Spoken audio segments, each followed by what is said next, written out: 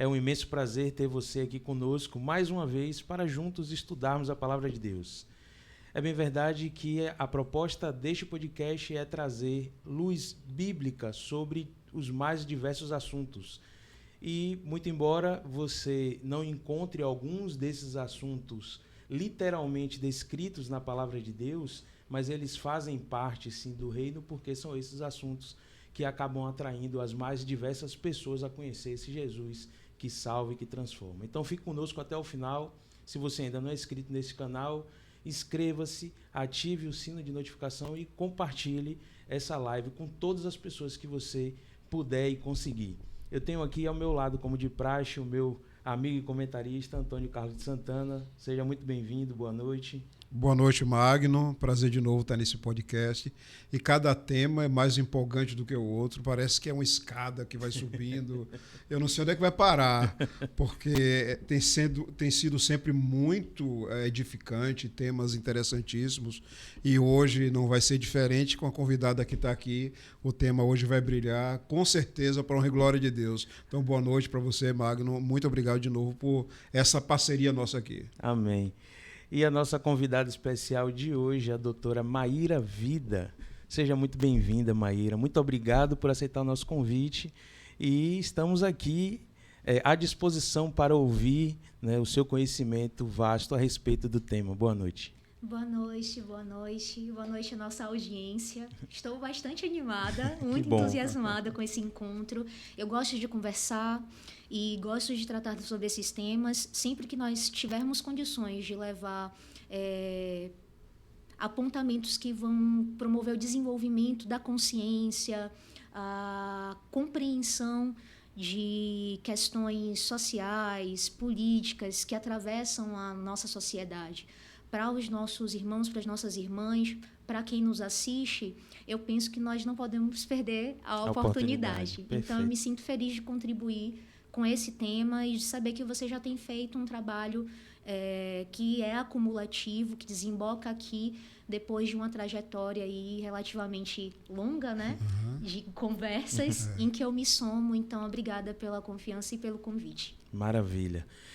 O tema de hoje, como você pode ter visto aí nas redes sociais, é sobre o racismo, né? O racismo, ele é um tema social, político, religioso. Nenhuma esfera está excluída, né, de ser alcançada por esse tema.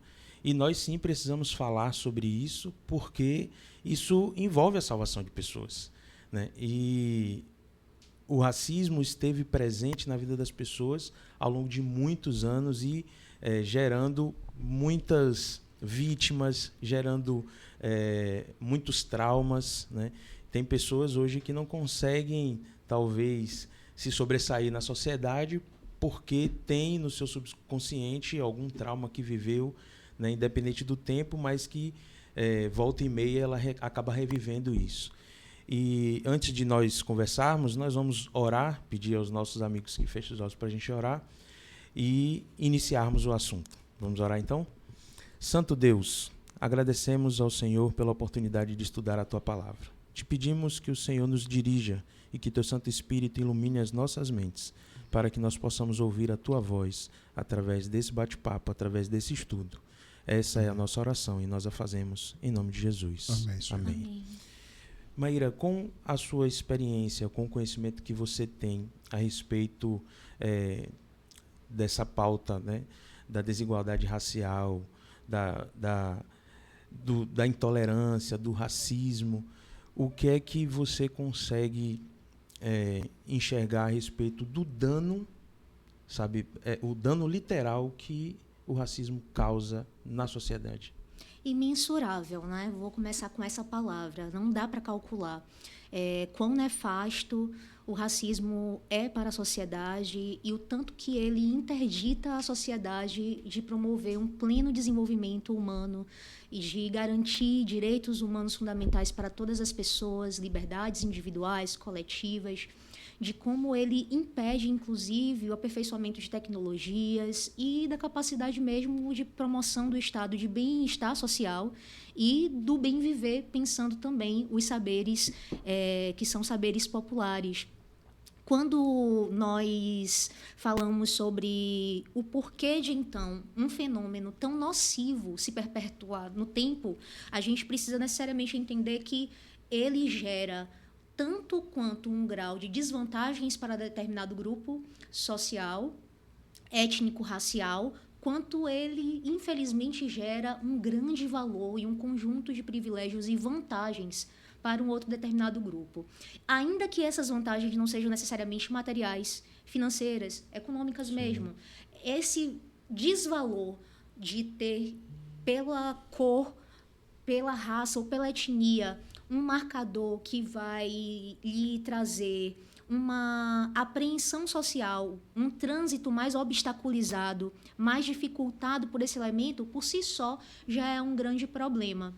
Quando o elemento racial, ou quando o elemento de gênero, ou quando a questão da deficiência física, ou quando a idade, qualquer outro marcador social, de classe, né, econômico, enfim, cultural, religioso, qualquer marcador, se ele é utilizado para fins discriminantes, se ele é utilizado como um dado sensível para que possa melhorar a vida de alguém em detrimento da outra, ainda que isso não seja uma ação premeditada, ainda que não seja uma ação programática, mas implicitamente, se esse imaginário social popular, se o Estado e as suas rotinas burocráticas, se as instituições, todas elas estão naturalmente sendo gerenciadas por pessoas. E se esse imaginário é um imaginário que necessariamente subalterniza pessoas negras, a gente vai ter um dano que é imensurável, não é possível de calcular.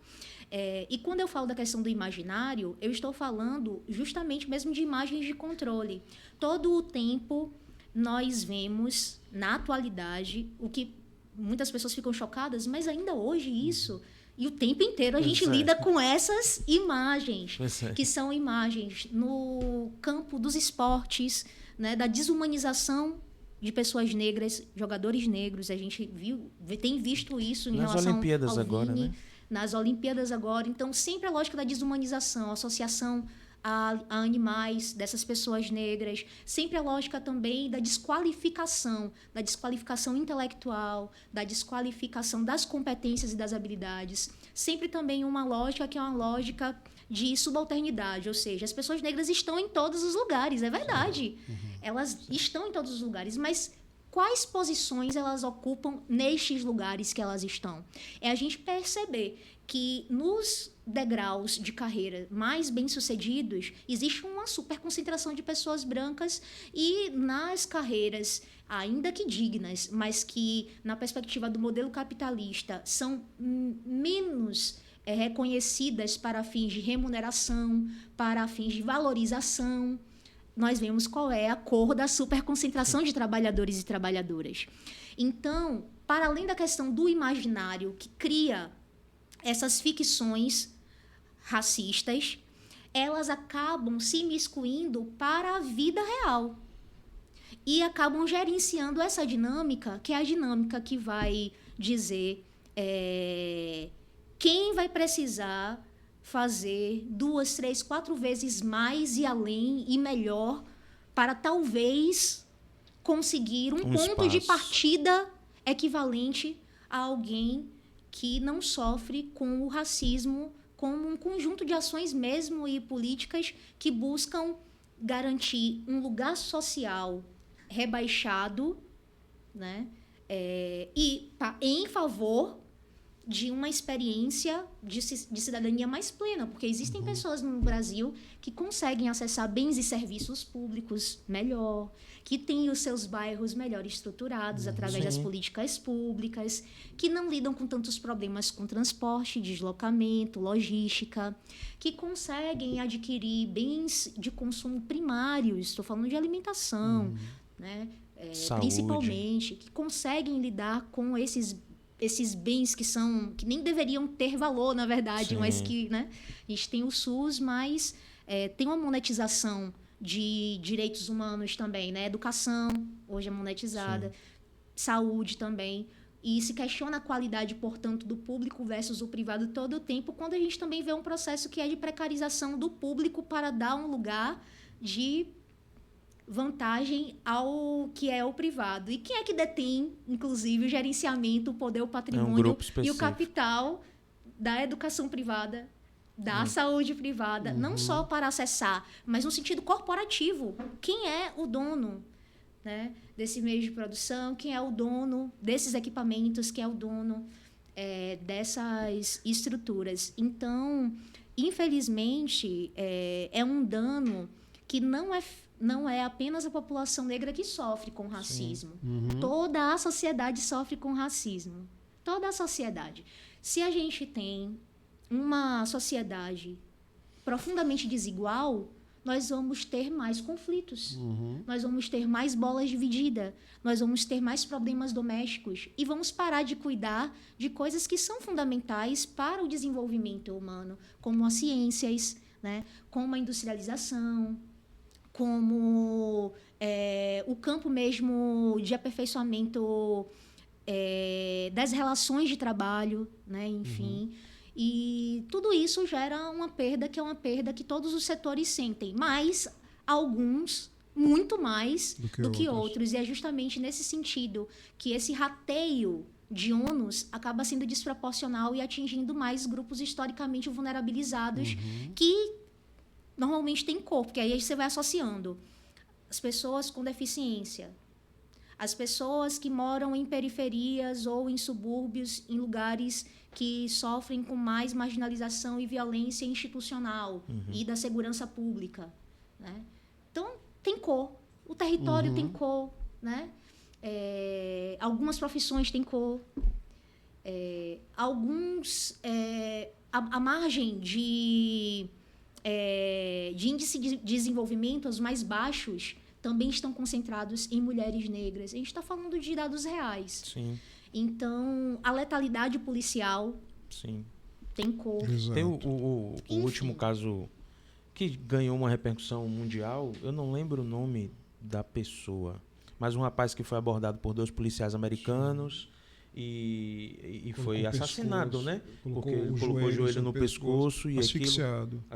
Teve alguma recente, George Floyd. Teve alguma recente agora, esse ano, uma senhora que chamou a polícia porque alguém estava invadindo a casa. Quando chegou lá o policial, porque ela pegou uma panela quente, não sabe o contexto, mas atirou nela, né? E assim, coincidentemente, entre aspas, sempre são pessoas de cor, né? A gente percebe, infelizmente, isso. E esse imaginário reativo contra pessoas negras é porque o racismo é uma ideologia mesmo. Sim. É uma ideologia supremacista, que indica que determinadas pessoas são superiores em relação a outras e que essas outras, inclusive, merecem o receio, merecem a dúvida prévia, merecem a desconfiança, merecem a criminalização prévia, porque tem tendências, inclusive a própria ciência, né, fortaleceu essas ideias, né? Nina Rodrigues, Lombroso. Então, uma série de pseudocientistas. Eu acho interessante, assim, nosso tempo é curto, Maíra, mas citar um pouquinho, sem alongar muito, que o assunto é muito extenso, sobre a visão de Nina Rodrigues e de Lombroso sobre a questão do aspecto físico e a ligação com aspectos negativos, né? Se você pudesse falar um pouquinho sobre isso, é interessante. Curtinho mesmo. Pode ser, vou tentar, ó. Bem curtinho. Senão o pessoal em casa vai ficar curioso. Pois é. Então, Kabengele Munanga, que é um intelectual que vive aqui no Brasil há muito tempo, mas é de um país africano, ele, como estudioso, fala sobre uma negritude que seria vista de forma negativa para alimentar justamente essa ideologia racista. É uma negritude em que o homem negro é tido como retardado, uma figura inimputável, e por isso que precisa de tutela de pessoas não negras. Precisa ali de guia, não teria capacidade civil suficiente, não teria capacidade de autodeterminação. Então, é uma tentativa de usurpação do intelecto, da capacidade de exercício de consciência livre, de pensamento, de tomada de decisão. Sim. E, portanto, essa pessoa ela não pode estar ocupando espaços de poder e muito menos pode estar vivendo de maneira autônoma. Ela precisa estar sob sistemas de controle de biopoder. Quais são esses controles, vigilâncias ostensivas que o Estado e as instituições irão fazer? Outro elemento que ele fala é o elemento que nutre muito a ideologia racista, que é a do negro desalmado. Essa pessoa que não tem alma, que não é humana. Então, a dimensão da desumanização, que é o que, inclusive, a gente vê até hoje, que as pessoas chamam que é brincadeira, mas quando chamam uma pessoa negra de macaca, elas estão literalmente associando elas a um animal irracional. Exatamente. E estão desnaturalizando e descaracterizando a humanidade daquela pessoa, usurpando a humanidade Isso daquela está pessoa. comum hoje no futebol, né? Que a gente está Sim. vendo mais escancarado na Em mídia. todos os lugares, na verdade. A gente vê isso com outras religiões, são religiões de natureza afro-brasileira, o islamismo, o candomblé e outras pessoas, né, enfim, que professam essas religiões. A gente vê isso no campo da escola também. Quantos episódios de racismo aqui mesmo da Bahia Sim. aconteceram a partir desse lugar da inferiorização do cabelo, da estética negra, sempre colocando como fora do padrão de humanidade. Um padrão que não atende à dimensão de humanidade. O E uso o outro... do diminutivo também, né? Negrinho, neguinha, neguinho, tudo isso é de uma forma pejorativa e para subjugar a pessoa. Perfeito. E aí a terceira coisa que o Kabele Munanga diz que nutre o racismo também é o ideal de um negro violento. O negro seria instintivamente, naturalmente, imanentemente violento. Essa perspectiva é o que autoriza, portanto, até hoje, nutrido pelo racismo científico, a lá Nina Rodrigues e Lombroso, que entendiam que pessoas negras tinham uma estrutura óssea craniana e física e densidade nos ossos que apontavam para uma predisposição à criminalidade. Nossa. É a teoria do criminoso nato e da seletividade penal, portanto, que estaria justificada por conta dessa tendência à violência. Então, esses elementos de dizer, olha, ele não tem alma, então ele não tem religião, a gente pode impor sobre ele, porque ele não precisa elaborar, ele não tem autonomia, ele não tem arbítrio livre. Ao mesmo tempo, ele é tendente à violência, então a gente precisa tomar todas as medidas para tirar do convívio da sociedade, porque, afinal de contas, ele não é humano. Tudo isso foi alimentado por estes estudiosos que, infelizmente, ainda são homenageados em muitos lugares, inclusive aqui na Bahia. O Instituto Médico Legal é Nina Rodrigues, ainda mesmo sob protesto dos movimentos sociais negros e de mulheres negras. Essa tentativa de dizer que está, inclusive, retomando, a gente precisa ter muito cuidado, é ano de eleição, a gente precisa estar muito atento, porque, às vezes, vem um discurso camuflado e a gente precisa entender qual é a intencionalidade. O Senado, inclusive, está retomando um debate para poder criar, a partir de estudo genético, o que seria uma vigilância sobre determinadas pessoas para justificar, inclusive, o que seria uma conduta preventiva da atuação policial, para que as abordagens que são hoje questionadas muitas vezes no campo da legalidade, no campo da exorbitação, do exercício funcional, do abuso de poder, possam se justificar pelo material genético. Isso está avançado em São Paulo, científico. né? A gente está falando de uma técnica medieval, de uma técnica imperialista, monarquista, totalmente fora de cogitação da nossa Constituição. Mas você não acha também que falta interesse por parte de algumas autoridades desenvolver esse tipo de análise para desmitificar essa imagem das pessoas negras? Claro, o racismo é relação de poder, amigo. É relação de poder. É sobre quem está em cada lugar, literalmente, tendo o poder da caneta, tendo o poder da tomada de decisão, tendo o poder para definir os destinos. Eu estou falando de parlamentos, eu estou falando do poder judiciário, eu estou falando de todo o sistema de justiça, Ministério Público, Defensoria, autoridades policiais. E aí eu estou falando do poder executivo, das secretarias, dos ministérios. Estou falando de todos os espaços de poder. Estou falando dos conselhos municipais, estaduais, federais. Estou falando dos conselhos tutelares. Todos esses espaços são espaços que gerenciam o poder.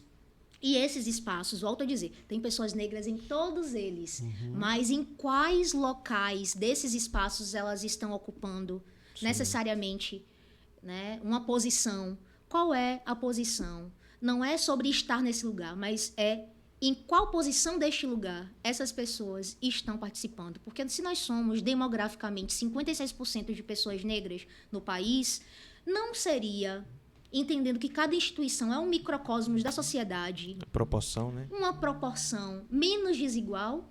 Tem espaços, como, por exemplo, o Congresso Nacional, que nós não chegamos a ter 10% de pessoas negras integrando. Isso é o conjunto de Câmara Federal e Senado. Isso não tem a ver com intelecto. Não. É uma seleção Poder econômico. tendenciosa. É poder econômico, é poder político. É quem conseguiu, desde a escravização, acumular patrimônio, trânsitos institucionais, fortalecer nomes.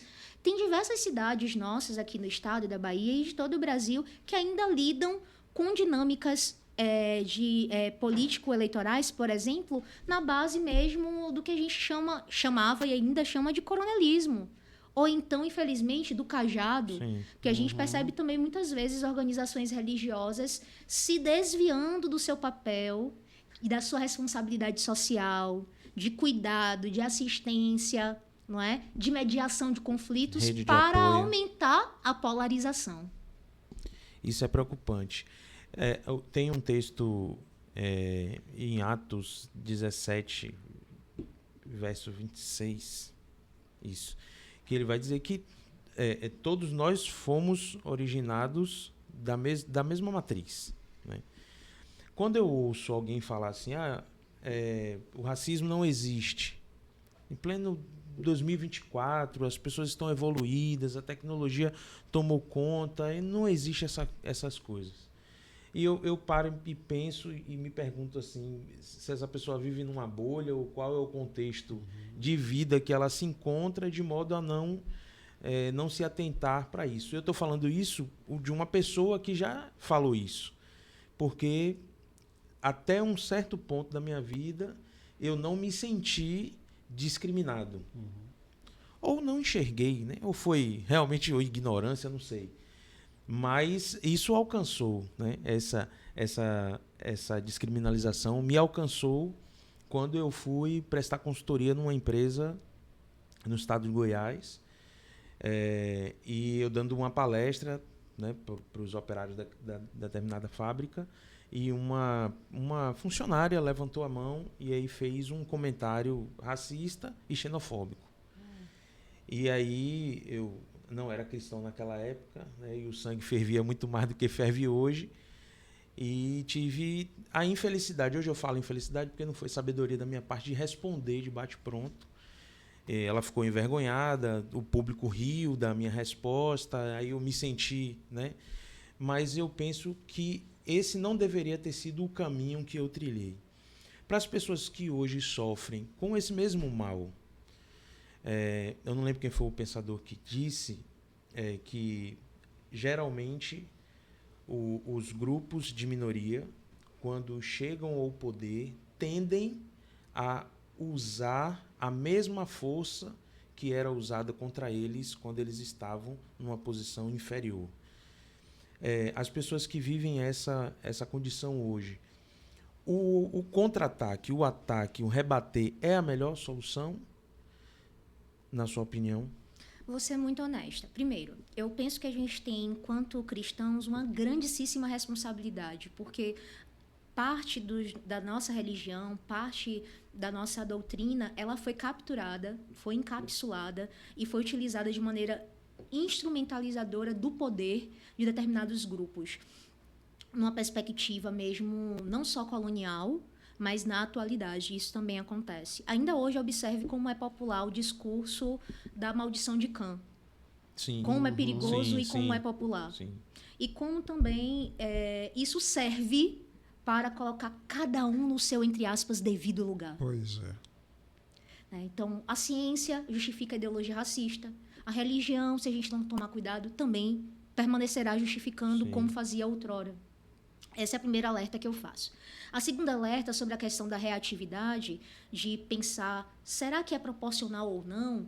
Eu tenho uma grande preocupação que é nós considerarmos a reação da vítima, do oprimido, a mesma violência equivalente à ação que ele sofreu. Sim. Porque não tem o mesmo Efeito, fundamento. ação e reação. E não só isso, tem uma lógica que é defensiva. Sim, sim.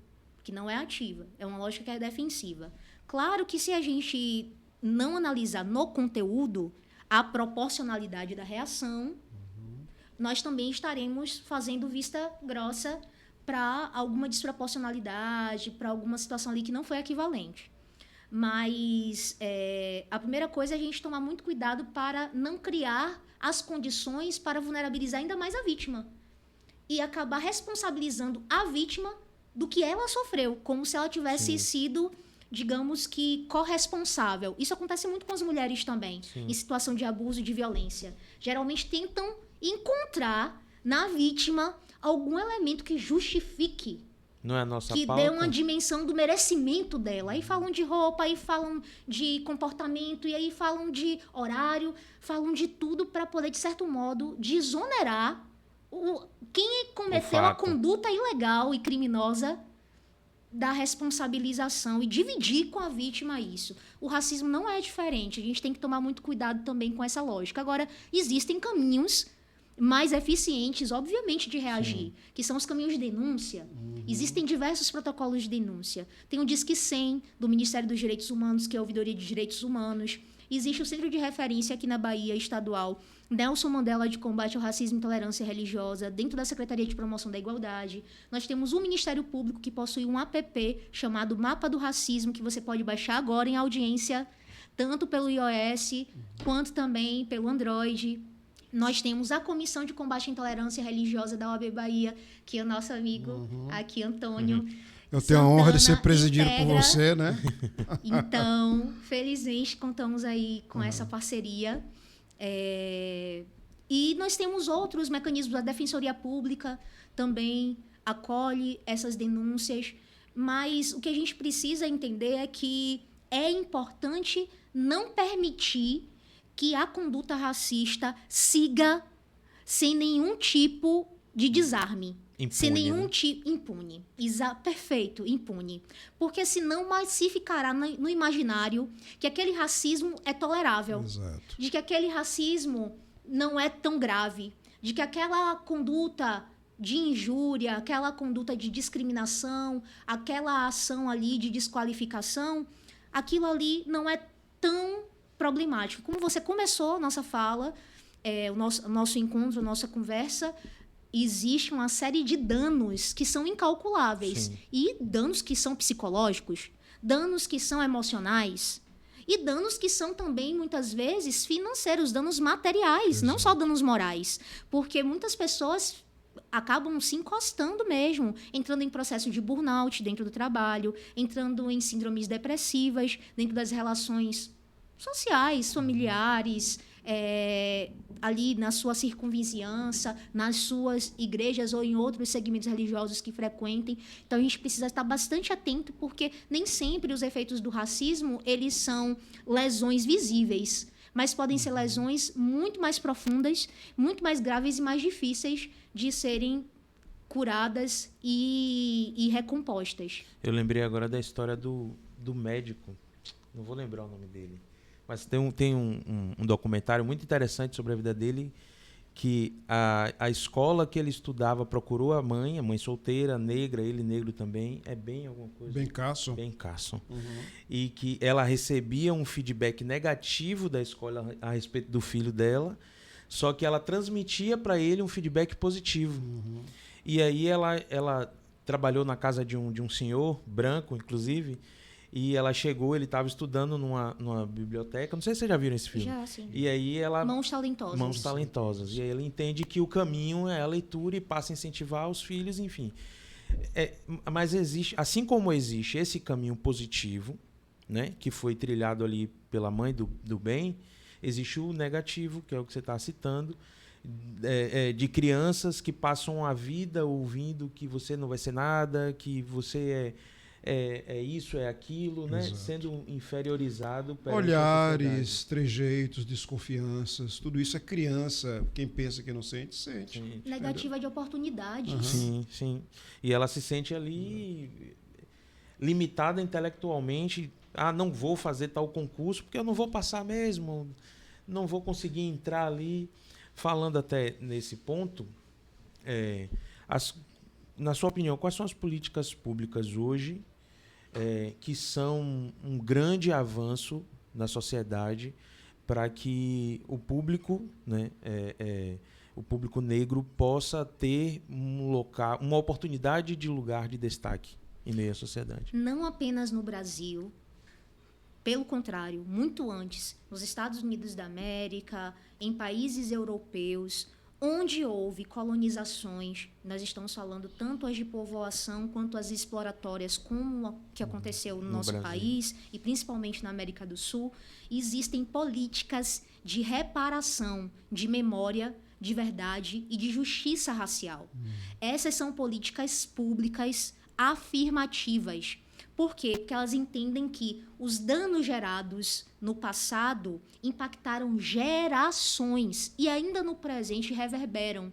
Reverberam no que diz respeito à concentração da pobreza numa população que é a população negra e indígena, né?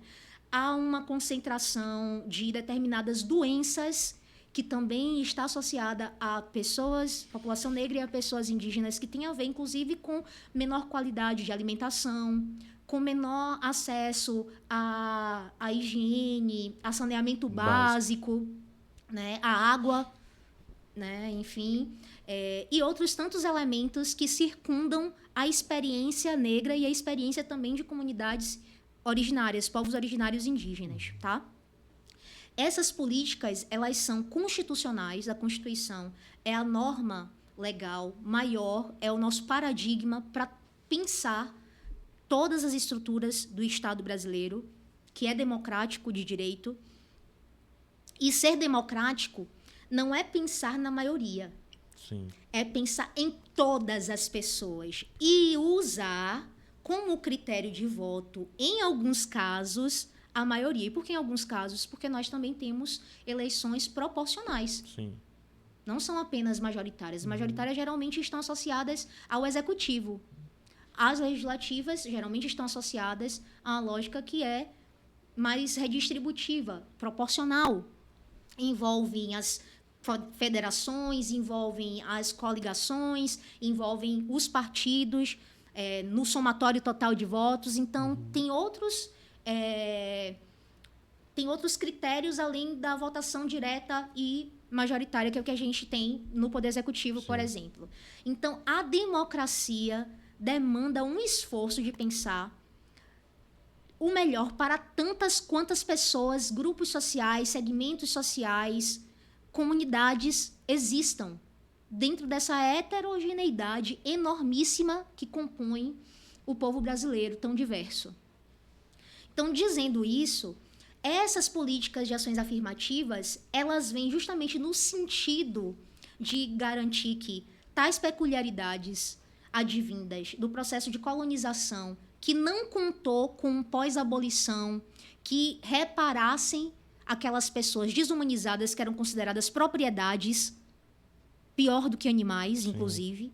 Não houve nenhuma transição. Escravos, né? As pessoas escravizadas não tiveram transição para a cidadania. Elas não receberam reparação indenizatória. Elas não receberam a possibilidade de educação formal. Elas não conseguiram se empregar. Inclusive, aqui na Bahia, a gente tem a tradição de baianas de acarajé, tem a tradição de ganhadeiras ambulantes, tem a tradição de lavadeiras, tudo isso que eram trabalhos dentro dessa lógica pública que aboliu se a escravidão, e aí? A partir do que era possível para sobreviver com alguma dignidade. E muitos deles trabalhavam até nas próprias fazendas que eram escravizados, continuaram trabalhando ali. Perfeito, perfeito. É que nem a ressocialização de um ex-detento, por exemplo. Se você não tem uma política que consiga reinserir essa pessoa na sociedade, entendendo que ele cumpriu, né, a sua pena, pagou pelo seu erro, essa pessoa muito provavelmente acaba voltando para o crime. E não é só o cada um por si, gente. A gente está falando aqui, poxa, mas você está falando de abolição de escravatura. Mas a gente teve, depois da abolição da escravatura, uma série de legislações brasileiras que, inclusive, foram muito benéficas para a vinda de imigrantes brancos para trabalharem nas colheitas, que eles ganhavam patrimônio. E lá atrás, por ocasião do processo de abolição, as pessoas escravizadas libertas não foram indenizadas, mas os proprietários foram indenizados. E vocês conseguem compreender que, além do patrimônio que eles tinham, das colheitas e plantações, as plantations que eles tinham, eles ainda foram indenizados como se, de fato, aquelas pessoas fossem fossem sua propriedade. Então, nós precisamos entender que tem um grau aí abismal de violências institucionais. O próprio voto, as mulheres começaram a votar a partir de 1930, se não me engano, 1920 e poucos, foi por aí. Isso. Vocês têm noção? Século XX, né? E mais do que isso, as pessoas analfabetas, o sufrágio universal, ele se dá em 88. Quem é o maior cor do analfabetismo brasileiro? Qual era? Negra, Cor com certeza. Então, a gente precisa entender essa ausência de participação na vida civil, né?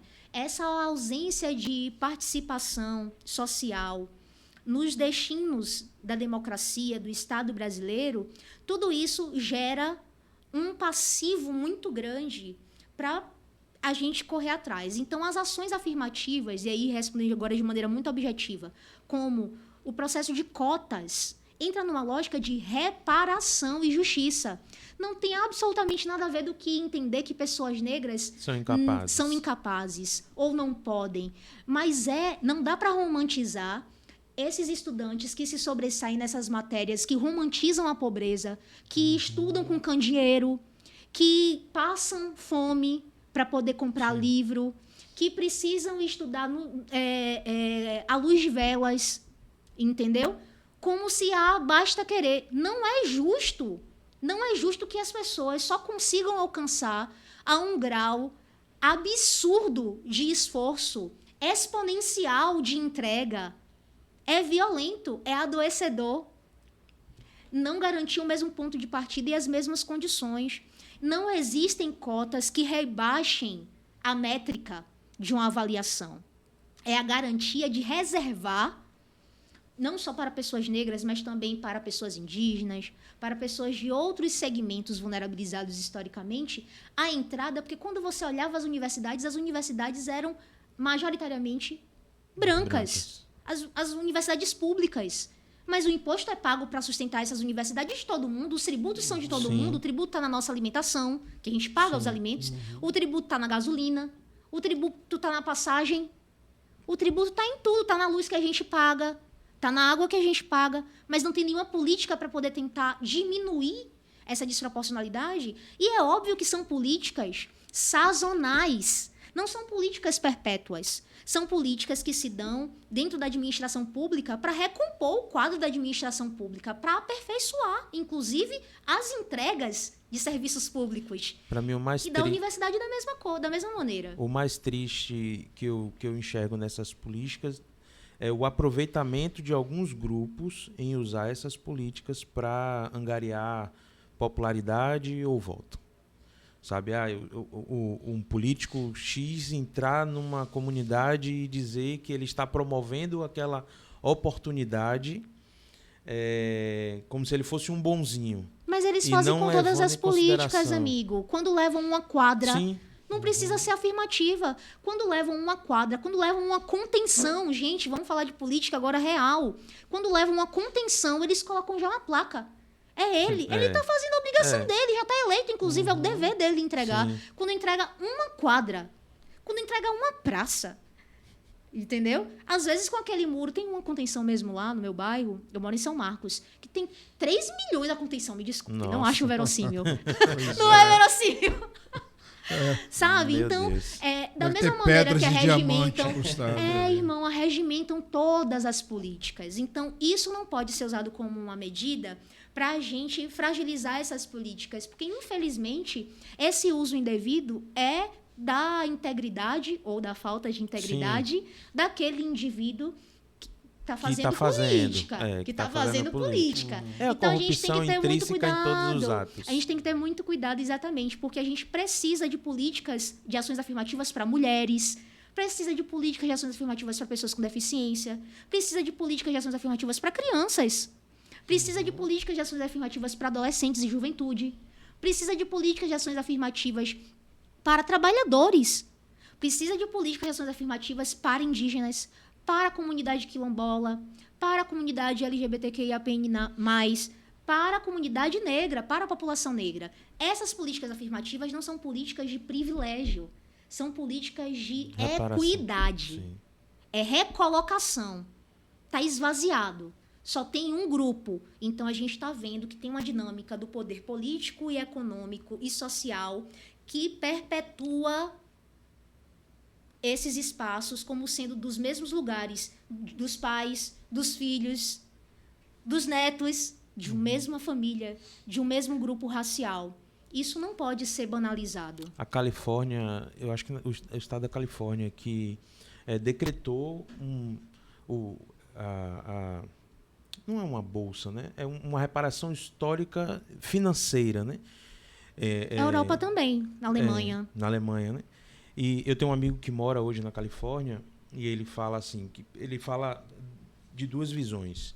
Ele consegue ver assim na periferia lá na Califórnia alguns que se acomodam com aquilo e não tem interesse nenhum de buscar outra coisa. Não, eu sou... Ele se sente menor, sabe? Se coloca numa posição de menor e enxerga aquilo ali como Será que ele se coloca ou a sociedade, a visão da sociedade conseguiu literalmente capturar essa autoestima e promover o auto-ódio? Pode ser. Porque como é que um indivíduo seria capaz disso? Um indivíduo sozinho, ele seria capaz disso? Porque o racismo, inclusive, coloca a gente nessa condição. Sim. A sequela do racismo é o auto-ódio. É. A sequela do racismo... Mas quem é que criou o racismo? Não foram as pessoas negras. Não. Então, eu não me vitimizados. sinto isso. Eu não me sinto... Mas, ok, a gente compreende que existem outras pessoas que lidam com o racismo de outra maneira, mas nós somos diversos. Sim, é isso. Aí tem um outro grupo, ele disse que, inclusive, um vizinho dele tem uma visão totalmente diferente. E o que eu achei interessante, ele é branco, né? Na verdade, ele veio do Pernambuco, a família dele toda veio do Pernambuco. Ele morou muitos anos aqui em Salvador, hoje vive na Califórnia.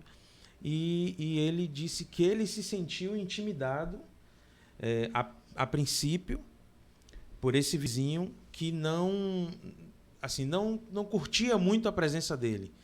E aí ele conseguiu quebrar isso. Um dia, chegando em casa, a gatinha do vizinho se aproximou dele e ele fez um carinho ali. E aí o vizinho olhou para ele e falou assim: "Você é um cara bom, porque os gatos não se aproximam de pessoas que não são boas." Uhum. E aí, a princípio, ele viu aquilo de uma forma muito negativa. Depois ele veio entender, porque ele está no estado e ele começou a se aprofundar no assunto.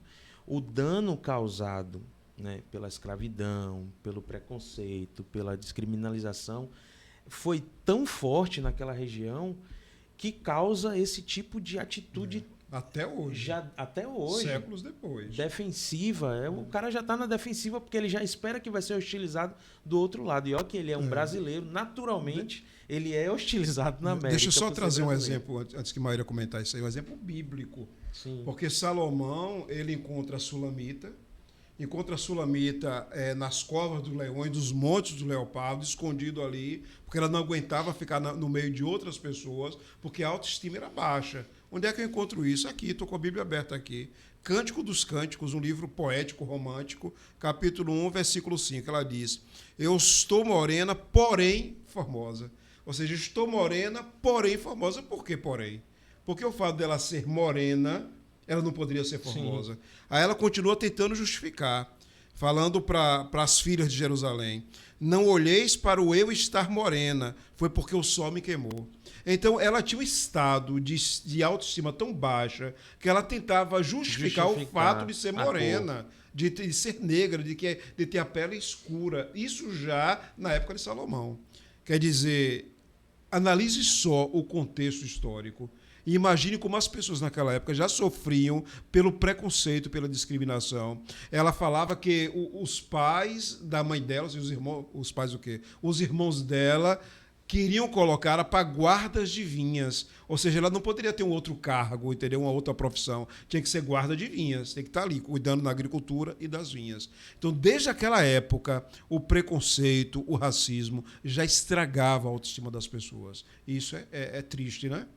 Gente, ele está falando da época de Salomão. Achei um ótimo resgate. Mas se vocês querem ficar chocados, tem uma obra de Ellen White, que é a obra que eu mais gosto. Infelizmente, ela não é popular por algum motivo, que é o Filhas de Deus. Fala sobre diversas mulheres da Bíblia, trazendo visões aprofundadas daqueles textos para a gente ter um contexto de apropriação e aprofundamento do contexto não só histórico, mas também das aplicações bíblicas mesmo na contemporaneidade. E no Filhas de Deus, de Ellen G. White, ela fala que Zípora, a esposa de Moisés, sofria e sofreu racismo, que provavelmente o fato dela ser de uma família de pele mais escura era um dos elementos, era um dos elementos que fazia Miriam ter mais desconforto com ela e gerar uma parte dos problemas e fazer com que eles, inclusive, em dado momento, se distanciassem da família para poder construir a sua própria família sem sofrer com esse tipo de preconceito. Gente, eu estou falando de Zípora, Moisés, Êxodo. Vocês estão entendendo o negócio desse? Então, assim, e aí, já que a gente está nesse campo bíblico, eu gosto muito sempre de citar aqui Gálatas 3:28, que é já pós-vinda, ressurreição e retorno de Jesus aos céus, ascensão, né? Em Gálatas 3:28 a gente encontra: não há nem judeu nem grego, não há nem servo nem livre, não há homem nem fêmea, porque todos vós sois um em Cristo Jesus. E aí eu sempre falo, judeu e grego está falando de origem, está falando de nacionalidade, mas está falando de etnia aqui também, está falando de raça aqui também. Não há nem servo nem livre, está falando de relações de trabalho. Sim. Servo e livre, a gente está falando de operário, empregador, empregado. E havia escravidão também naquela época. Então, a gente está falando de escravo, de quem escraviza, de senhor, está falando de servo, está falando de livre, mas está falando aqui atualmente também de empregado e empregador. Sim. Não há empregado e empregador. Não há homem nem mulher. Gênero. Porque todos vós sois um em Cristo Jesus. Mas isso aqui não há em Cristo Jesus. Somos um em Cristo Jesus. Isso daqui de Paulo é a máxima afirmação e declaração de que no mundo existe diferença entre homem e mulher, sim. Existe diferença entre pessoas por conta de sua nacionalidade, de sua origem, de sua raça, de sua cor, sim. Sim. Existe diferença por conta de questões de classe, de grana, existe. Mas agora que nós descobrimos a verdade em Cristo Jesus, nós somos um em Cristo Jesus. É só em Cristo Jesus. Não somos um de nenhuma outra maneira. Somos unidos em diversidade em Cristo. Então, para mim, é tão didático entender que de maneira muito explícita e inteligente, mas não entendendo que nós éramos alienados ou ingênuos, Paulo deixa um opinativo de que, olha, essas cisões elas são realistas, mas nós estamos aqui propondo uma outra forma de viver, uma outra maneira de se relacionar, sendo um em Cristo. E aí ele avança na carta que vocês devem conhecer de Filemon, que Sim. fala nada mais, nada menos de um homem escravizado que aceita a palavra de Deus, e ele manda carta para o antigo senhor dele dizendo, olha, Receba. Você tem direito, viu? Você tem direito, mas eu estou te dizendo que você não deve. Que ele é seu irmão, que ele é seu Sim. igual. E aí eu estou dizendo que você faz o que você quiser porque você tem direito. Mas estou dizendo o que você não deveria fazer na carta. Ele diz o que ele não deveria fazer. E por que ele não deveria fazer. Então a gente precisa começar a ter um choque de realidade para cumprir um papel ético, cristão e sociopolítico à luz realmente da palavra de Deus. Interessante que algumas pessoas dizem que a Bíblia é racista. Eu já ouvi falar isso. Que a Bíblia é machista, que a Bíblia é exclusivista, que ela... Eu estava comentando com o Santana antes de você chegar, que eu acho que foi o Rodrigo Silva falando que Não foi o Rodrigo Silva, foi um frei falando num debate onde o Rodrigo Silva estava presente. Que durante muitos anos as pessoas disseram que a religião era racista porque existiam muitos quadros, né, a respeito de Jesus, da figura de Jesus, apresentando um Jesus branco, dos olhos azuis traços e cabelos europeus, né, traços europeus. E aí ele cita aquilo, e aí o Rodrigo Silva comenta que a maioria desses quadros construídos ali no século VI foram construídos inclusive por artistas católicos. Não se sabe a intenção, né, real ali de construir os quadros apresentando Jesus desta forma, até porque não condizia com a etnia de Jesus, que era judeu. Não, os traços, provavelmente, que Jesus trazia consigo não tinham nada a ver com aquelas pinturas. Mas nós sabemos que durante muito tempo o Império Romano perseguiu os cristãos e etc. E talvez essa foi uma forma que eles encontraram de atingir. Só que isso gerou uma repercussão talvez diferente da intenção, porque algumas pessoas ficaram na mente que a religião, que a igreja é racista simplesmente por apresentar um Jesus que não é parecido com a maior parte da sociedade. E, em um contraponto, também eu vi um outro líder religioso negro falando que Jesus poderia ser um negrão de dreads e etc. e tal, também sendo infeliz no comentário porque desconsiderou a etnia de Jesus sendo judeu. Tem um editor da revista Adventista, Marcos de Benedito, que ele diz assim: se a lei não obrigasse, se a origem comum não fosse suficiente, se o exemplo de Jesus não bastasse, se o amor não unisse, teologicamente não haveria desculpa, porque em Cristo somos um. O que você acabou de citar do texto de Paulo, né? Independente das diferenças, em Cristo somos um. Só que a Bíblia não é popular. Como é que a gente consegue transmitir esta mensagem para o mundo, sendo a Bíblia não popular? Primeiro, eu discordo que a Bíblia não seja popular. Eu tenho certeza que a Bíblia é popular, ainda é o livro mais vendido no mundo, é o livro ainda mais lido no mundo. Agora, o que é que eu penso sobre isso? Eu penso que nós não podemos desconsiderar que a Bíblia traz histórias de pessoas que agiam com preconceito e com discriminação, sim. Também. Então, dizer que a Bíblia é racista, preconceituosa e discriminatória é diferente de dizer que existem consolidadas histórias e passagens que, de fato, sim, foram apresentadas pessoas que tiveram condutas preconceituosas e discriminatórias e racistas. E que Deus não as excluiu. E eu vou dizer, assim, imediatamente agora, quer ver? Quando Jesus tratou a mulher cananeia da maneira como eles estavam acostumados a tratarem, daquela maneira violenta, né, e muito normalizada, ninguém se chocou. Se chocaram quando ele disse que a fé dela salvou ela e trouxe ela para perto. Jesus fez a mesma coisa que todos eles, de maneira extremamente arrogante, faziam para ensinar como aquilo era absurdo e como aquilo era completamente dissonante da pessoa dele, Jesus. Sim. E vou te dizer mais, ele fez isso em público, justamente para poder dar esse ensinamento. Com a samaritana que ele estava sozinho, ele tratou com o máximo de gentileza, nas mesmas circunstâncias. Era uma mulher de outra etnia, com outro tipo de credo, de costumes. A ela, né? Causou espanto a ela. Porque aquele é Jesus tratando com qualquer outra pessoa. O que ele deixa na experiência da mulher cananeia é de aprendizado sobre o que não fazer com o outro diferente de religião, com o outro diferente de origem, com o outro diferente de gênero, do que não fazer.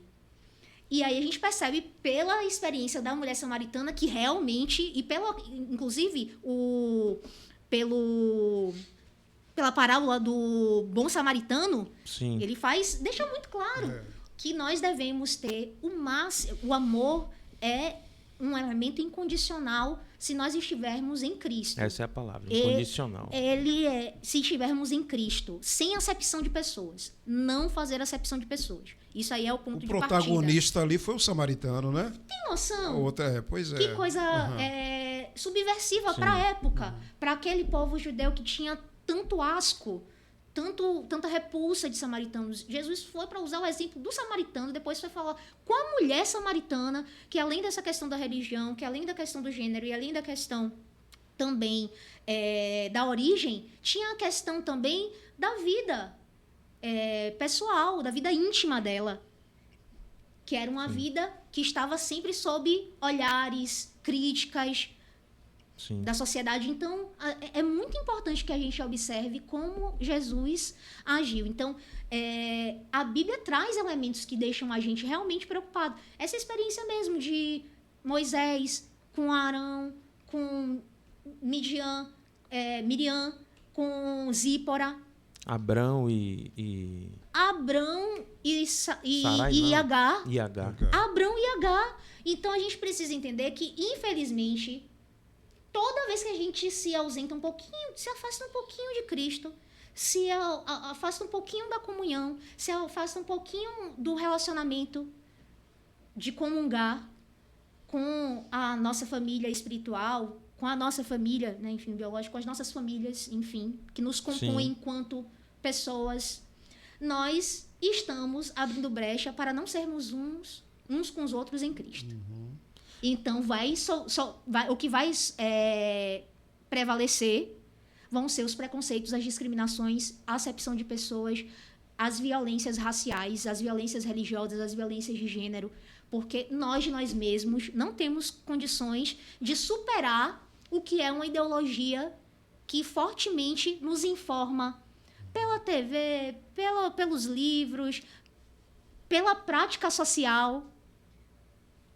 Tudo que nós precisamos ser transformados em Cristo.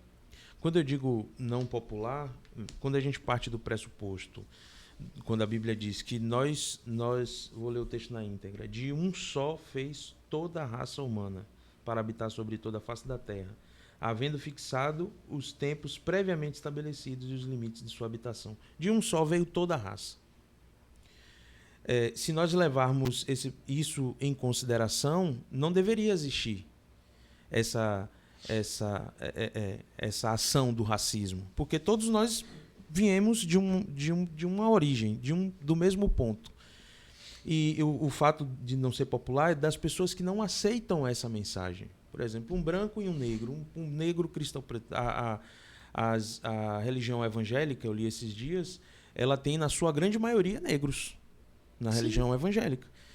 Mas há dentro da igreja, com certeza há o preconceito racial.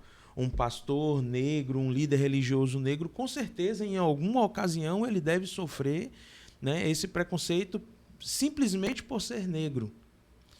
Mas dentro da própria igreja, com seus conservos, pessoas que professam a mesma fé e que deveriam ter esse princípio em sua mente bem latente, assim, ele é meu irmão porque nós viemos da mesma fonte. Mas é porque aí a gente está falando de origem biológica, a gente está falando de fisiologia, a gente está falando desse campo da biologia, a gente não está falando, eu estou falando como Deus criador, enfim, nessa lógica, ainda assim, de uma raiz racial dentro do campo das ciências. Sim. Mas o racismo, ele é um fenômeno social. Não, ele é um construto social. A gente precisou criar essa compreensão de raça, esse componente de raça, a partir do uso da cor, da etnia, justamente para segregar. Então, é um fenômeno político e social.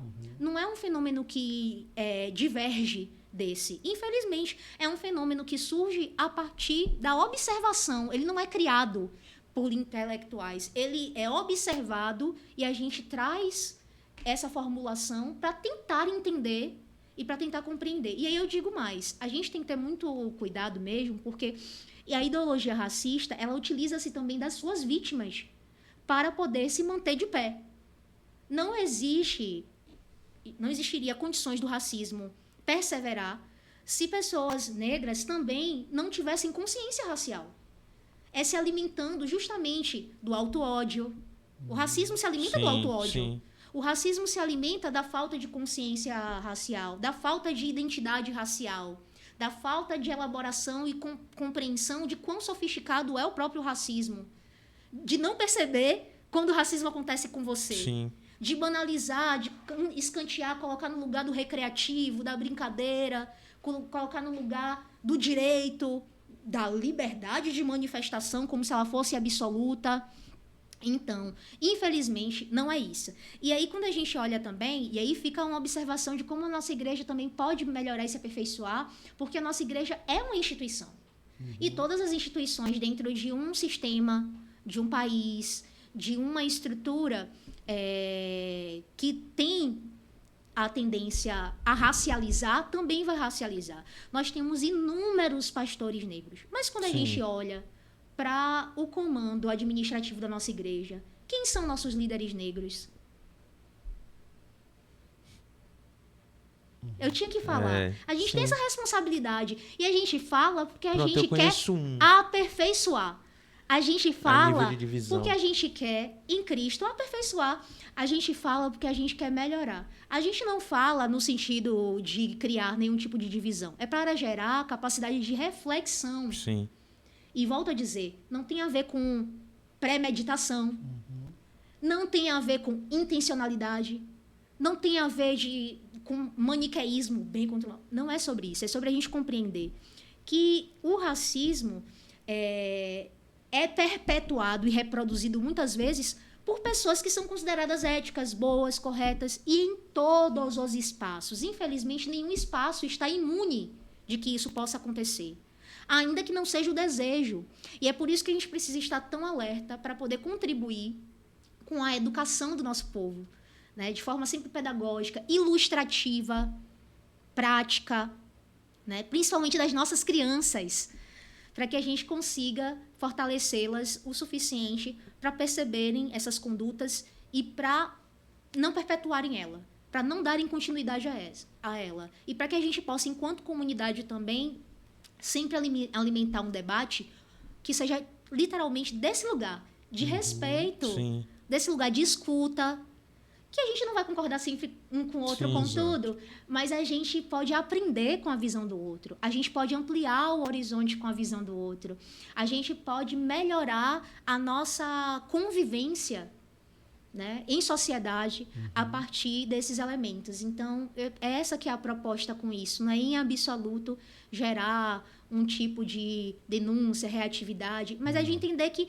a gente tem uma comissão espiritual do Apocalipse 16, mas nós somos também uma estrutura que se vê como corporativa, numa lógica administrativa. E precisa o tempo inteiro fazer uma autoanálise, o tempo inteiro procurar e mesmo se aperfeiçoando, se burilando cada vez mais. Não é ganhar um debate, é ganhar o coração de fato, né? Essa é a ideia. Nós já estamos caminhando para o final. Costumo dizer que o tempo é o nosso maior inimigo aqui. É verdade. O Santana sempre fala, esse episódio duraria 3 horas facilmente. Tranquilo.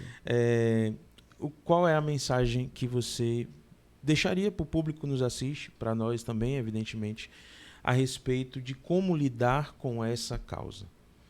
Tanto do ponto de vista social, mas também do ponto de vista espiritual. Porque muitas pessoas têm, talvez, a sua espiritualidade também abalada, com certeza, por conta de uma ocorrência, né, que deixou essa pessoa totalmente desestabilizada. Talvez a gente... esse é o grande desafio da igreja, na minha opinião, que é afinar essa sensibilidade do próximo. Sabe? Você olhar para o próximo e conseguir enxergar nele, independente das suas palavras, aquilo que você possa contribuir, né? Qual seria a mensagem que você deixaria para a gente? Primeiro, eu quero agradecer vocês que nos ouviram até aqui. Eu estou bastante feliz de ter esse papo. Como eu falei desde o início, estava animada e foi maravilhoso mesmo compartilhar esses momentos. Quero agradecer quem ouviu a gente, quem ainda vai ouvir a gente. Estou à disposição. Meu Instagram é maira.vida. Não, desculpem. Maira com i, vida, tudo junto, .adv.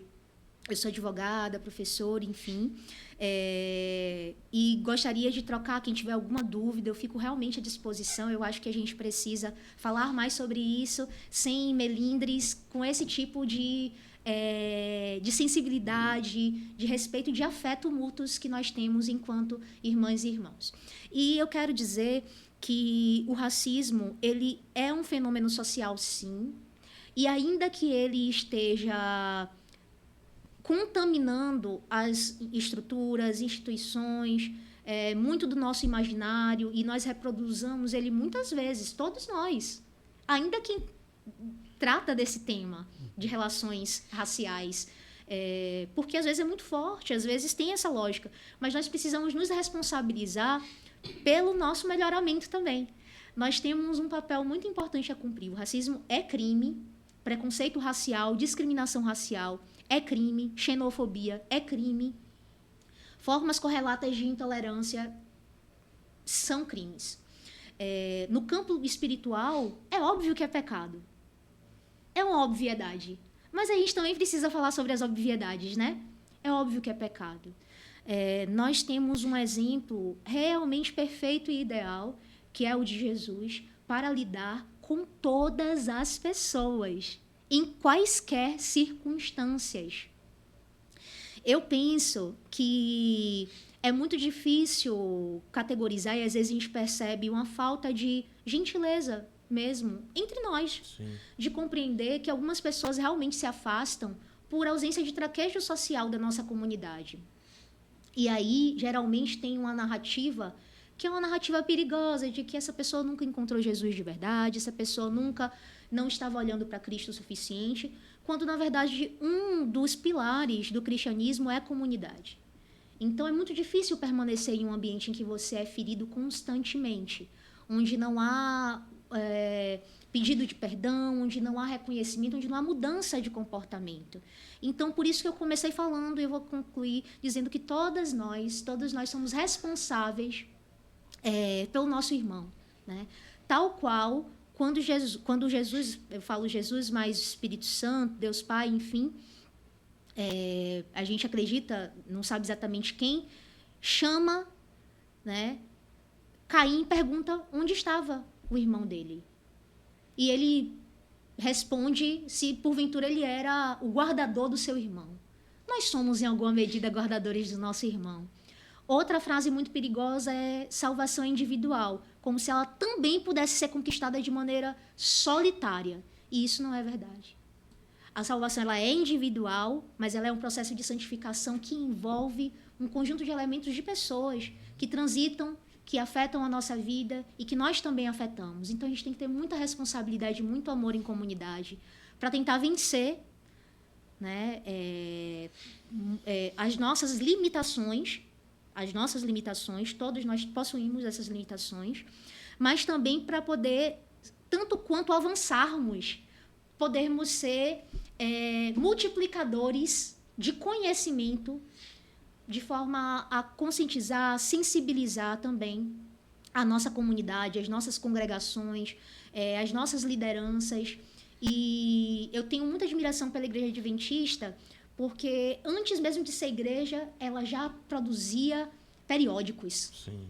A ideia de conhecimento, a ideia de pesquisa, a ideia de busca ativa, a ideia de pensar a Bíblia como um livro sagrado, mas também capaz de educar e de ensinar, como a própria Bíblia fala Sim, de si mesma, sim. sempre foi um ponto de virada decisório e distintivo da Igreja Adventista do Sétimo Dia, que nós não percamos essa busca constante de conhecimento e não percamos também o nosso dever de nos responsabilizarmos pelas nossas palavras, por melhorar a nossa linguagem, por melhorar as nossas práticas e por valorizar todas as pessoas com as quais nós convivemos e entender que esses elementos são elementos que podem ser para a vida ou para a morte, não só metaforicamente, mas também literal, já que a gente está falando também de salvação. Sim, perfeito. Muito obrigado, Maíra, por ter aceitado o nosso convite e por compartilhar, dividir todo esse conhecimento que eu imagino que não veio da noite para o dia, né? É uma vivência. Não diga quanto tempo para não entregar a sua idade. Não tenho problemas com a idade. Mas é uma vivência que só mesmo passando e aprendendo a cada dia para acumular tanto conhecimento e ter essa disposição de compartilhar com o outro é uma dádiva, né? É uma dádiva que talvez falta em muitos de nós, né? Falta em muitos de nós. Santana, também muito obrigado por estar aqui conosco. Você que é um cooperador, né, da boa parte desses assuntos. Eu agradeço novamente a oportunidade. Estar com Maíra aqui para mim é uma coisa muito boa. Maíra, para quem não sabe, é minha presidenta na Comissão de Combate à Intolerância Religiosa ali na nossa prática política ativista ali na OAB, na defesa daquelas pessoas que sofrem com intolerância de toda espécie, inclusive racial. Falamos disso no episódio 9. Exatamente. Então, assim, ela poderia muito bem falar aquele tema, né? Mas a gente escolheu ela falar sobre o tema aqui de racismo, ao invés da liberdade religiosa, que ela falaria com uma tranquilidade tremenda. Admiro ela muito. Mas o convidado falou muito bem também. Não foi? Gente boa ele. Então, o próprio. Eu. Com certeza, parceiro. Então, mesmo antes de eu estar na comissão, eu já admirava, já acompanhava o trabalho de Maíra. Eu tenho certeza que é uma mulher de Deus. Os sermões dela demonstram, ela cita espírito de profecia, ela cita muito bem a Bíblia, e mesmo que ela pegue essas situações todas sociais, ela aplica muito bem dentro daquilo que a Igreja Adventista acredita, porque ela é adventista do sétimo dia, apesar de defender que as pessoas são livres, né, Maíra? É um dos princípios da defesa dela. Então, muito obrigado, Magno, por estar desse lado da mesa e Maíra do outro lado. E fiquei aqui parado, calado. Acho que foi o episódio que eu fiquei mais calado, foi esse. Verdade. Eu acho que é porque eu falei muito, desculpa. Não, é porque eu queria ficar ouvindo. Mas essa é a intenção. Verdade. E você que nos acompanhou até aqui, muito obrigado por sua audiência. Nós não conseguimos dar atenção aos comentários, mas que isso não iniba a sua participação. Nós vamos, de alguma forma, ler os seus comentários, perguntas ou dúvidas e respondê-las todas. E aquela informação que você não encontrar aqui, você pode também encontrar na página do Na Bíblia Pode, no Instagram. Nós vamos compartilhar trechos dessa nossa conversa, trechos mais impactantes para que você possa refletir sobre o assunto e que essa nossa conversa, de alguma forma, tenha causado também a mudança em você, como causou, né, em nós.